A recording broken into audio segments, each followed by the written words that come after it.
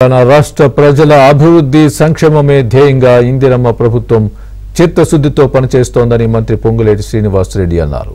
ఇవాళ హనుమకొండ జిల్లా పరకాల పట్టణంలో 5 కోట్లతో ప్రభుత్వ డిగ్రీ కళాశాల భవన నిర్మాణ పనులు, 11.74 కోట్లతో అమృత్ 2.0 పథకానికి సంబంధించిన పనుల ప్రారంభోత్సవాల్లో మంత్రి పాల్గొన్నారు. అనంతరం పరకాల నియోజకవర్గ అభివృద్ధిపై రివ్యూ నిర్వహించారు.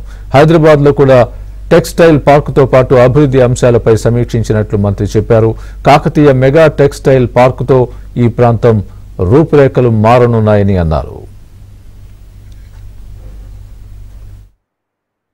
ఏదైతే ఎంటైర్ ప్లాన్ తీసుకొని పరకాలది లెవెల్స్ గ్రిడ్ లెవెల్స్ తీసుకొని టోటల్ డిశ్చార్జ్ ఎంత వస్తుందో చూసి ఆ డిశ్చార్జ్ డిస్పాచ్ అయ్యే విధంగా డ్రైన్ విర్త్ని ఎన్ని కోట్లైనా ఈ ప్రభుత్వం ఖర్చు పెట్టి భవిష్యత్తులో పరకాలకి వాటర్తో ముంపు కాకుండా ఉండే విధంగా ఆ డ్రైన్ని ఏర్పాటు చేస్తుందని కూడా ఈ వేదిక ద్వారా పరకాల పట్టణ వాసులకు తెలియజేస్తున్నాను.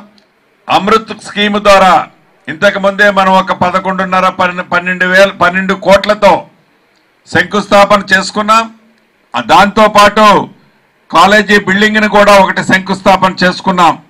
ఈ ప్రభుత్వం యొక్క చిత్తశుద్ధి, ఈ ప్రభుత్వం యొక్క ఆలోచన ఏదో మాటలతో కాకుండా ధనిక రాష్ట్రమని ఎచ్చులు చెప్పుకోకుండా అర్హులైన రైతులకి తప్పకుండా మిగిలిన 12,000 కోట్లను కూడా మీ ఖాతాలకి రాబోయే రోజుల్లో ఈ ప్రభుత్వం చిత్తశుద్ధితో ఇవ్వటానికి ఉన్నది అని కూడా మరొక్కసారి మీకు గుర్తు చేస్తున్నాను.